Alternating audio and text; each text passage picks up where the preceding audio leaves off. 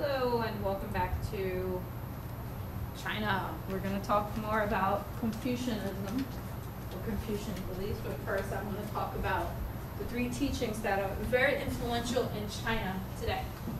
So we have Buddhism, Taoism, and Confucianism. I want to make a point that I have Taoism spelled with a D, but you can also spell it with a T.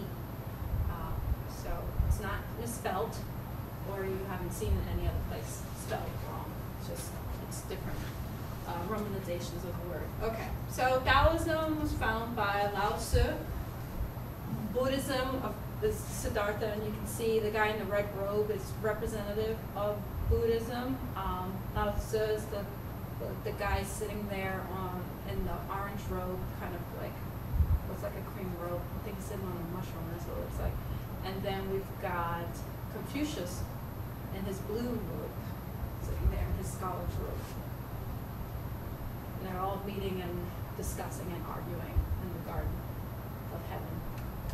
Let's see Buddhism. So Buddhism is a religion based on the teachings of Siddhartha, an Indian prince who lived in the 6th century.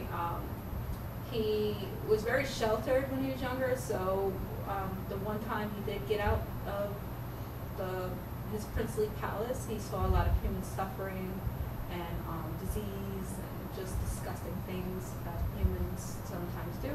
And he abandoned his privileged life because he wanted to figure out how to make things better for humans, to make all that suffering go away.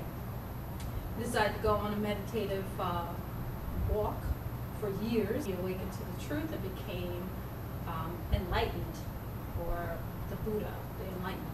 And this is more of a watered down, simple definition for all you Buddhists out there. No offense, just so we can get through this lesson. I can't stay and talk about this forever. Picture of Buddha. Oops, that's not Buddha, that's Keanu Reeves. Yes, he played Buddha, the little Buddha. Let's see, different. Okay, here we go. This is more of a traditional picture of Buddha. I would suggest to watch that movie though. It was interesting. Not really historically accurate, but it was interesting. Let's see. Okay, Taoism. Taoism found Lao Tzu, born in Henan, China, 571 BC. He's considered the father of Taoism. It developed in the 6th century and was a way of man thinking about his relationship with nature and the universe. And Tao means path or way. Lao felt that everyone has their own way of things, their way to go, and not everyone can't follow the same path to get to where they need to go. Everyone has their own way. This is Lao Tzu and on a bull.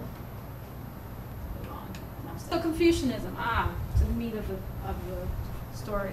Confucianism. Confucianism began as a school of thought founded by Confucius, of course. He was a Chinese thinker who lived in 551 BC. And it defined the necessary hierarchical duties and responsibilities between individuals to achieve harmony and stability in social and political relationships. See, Confucius lived during the Warring States of the Zhou dynasty that we talked about in the last presentation. So all that disharmony and craziness that were going on then, Confucius says, okay, I can help you guys fix this. We really don't need to be fighting. So he lived during those Warring States, and he decided that things need to change. So he told everyone, I know how to make you all get along better. Let's see. So the wisdom of Confucius. I love this picture. Living during Warring States period, as I said, he was scholarly life. He wanted to be a very important state official. It never happens. They pretty much ignored him, and he died relatively unknown except by his disciples. Taught history, music, and moral character. Wanted to restore order and harmony during the Warring States period. This is not a picture of Confucius, however. That is Chow Yun-fat in the movie Confucius, which I thought was very dramatically done, but not really historically accurate. This is a statue in China of Confucius. Don't really have any images that show exactly how Confucius looks, so it's anybody's guess. So we'll start talking more about Confucius and its influence on China, but I just want to make one point that there are many different important points to make when talking about Confucian beliefs in China. It's not a religion, but it'll take forever to teach it all. So we're just going to focus on what's more relevant to this class. We're going to talk about family. Because we're reading the book Family, and we're going to be reading some of the stories from Ming stories. And we're going to read The Daughter of Han and AQ. We really need to understand family dynamics in relation to Confucius China. So let's talk about his Analects.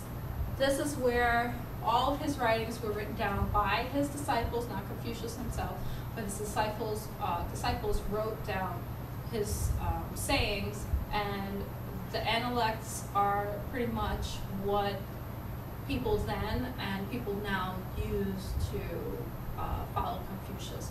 Also, it brings about the examination period as well. And we'll talk about that in a moment. So, filial piety is one of the main aspects of Confucius' belief. So, it's respect for one's parents above all other duties, even loyalty to the state. You're not fulfilling your role. So it involves many different things, including taking care of your parents, burying them properly after death, bringing honor to the family, and having a male heir to carry on the family name. Practicing these ideals is a very important part of Chinese culture then and now. It's changed over the years, though. This is just an image story, different stories about filial piety.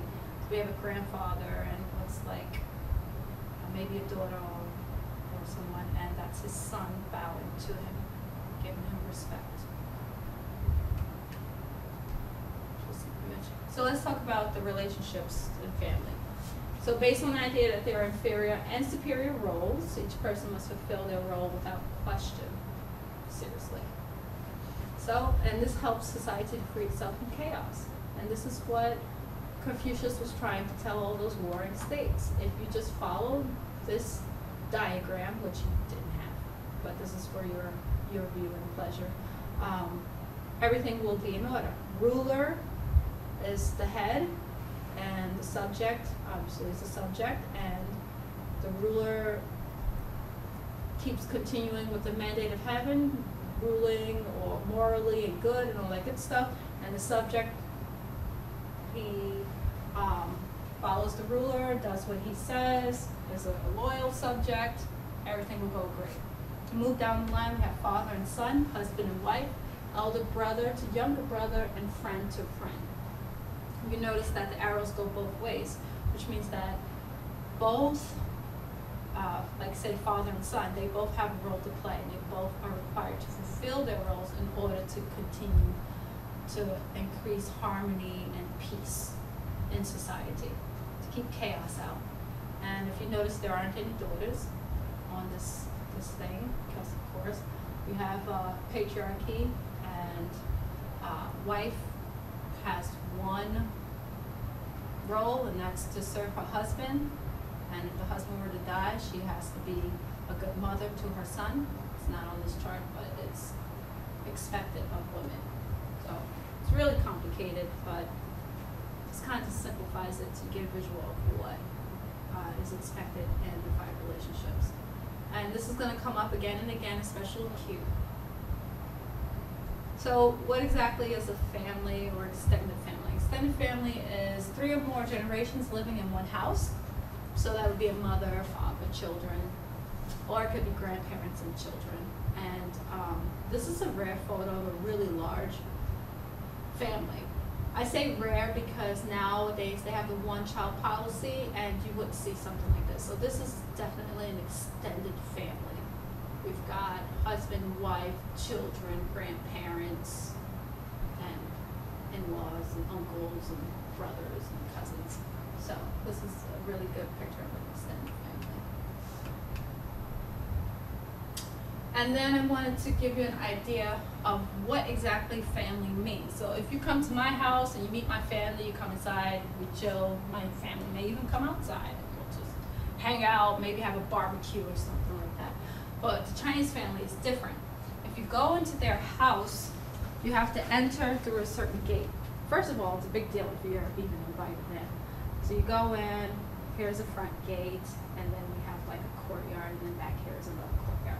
Now you get in here, there's a nice little meeting area, and maybe this is as far as you get. So, but in Chinese society, family at home is private. So you don't see the family outside of the house, sitting outside front, you know, barbecuing like you would at my house, or in the backyard barbecuing. You have to physically go into the house to see the family and meet them. So if you get invited into a Chinese home, you're not just invited into their home to maybe hang out and play video games or barbecue or something. You're actually getting invited into their family, and that's a really big deal. Because think about it. Say, look, you have a boyfriend or girlfriend, and then they go, oh, I want you to meet my mother. And American society is like, whoa, I'm meeting the parents. That's a big deal. Well, in Chinese society, if you get invited into someone's home, that's just as big of a deal. They're like, wow, you're getting invited into the family. So just give you an idea of what a traditional family home would look like and what it means to be invited in. So let's talk about filial piety again. So the goal is to teach a generation how to cooperate effectively so that they can be virtuous model citizens later on in life. What the heck does that mean? It just means that if we teach people how to behave properly now to each other, father to son, husband to wife, wife to husband, then you don't have to teach the same thing over again to the next generation. They're going to live it, and they're going to learn it, and they're going to love it, and they're going to be it. So it's pretty much what it means. So, his impact on society. So, Confucianism spreads. It's spread by, of course, his disciples after his death, and it becomes the official philosophy, like I said before, of Han Dynasty. The reasons, we'll talk about that. The government also had roles under Confucianism. So the best ruler was a virtuous man, encouraged rulers to take advice from the wise and the educated. And we're going to see how this plays out with the Qin Dynasty and with the Han Dynasty later on. And here is a great modern photo of Confucianism and its impact on modern China. So you see Confucius back there in his blue scholarly robes, but right next to it, what do you see? Christmas tree. It's crazy. And then you have a woman dressed in modern, Chinese woman, I think, dressed in modern garb, and you can see just the configuration of all of that today. I mean, he's pretty much still, we'll talk about this some more in the next presentation. We'll talk about Confucianism, legalism, and the Han Dynasty.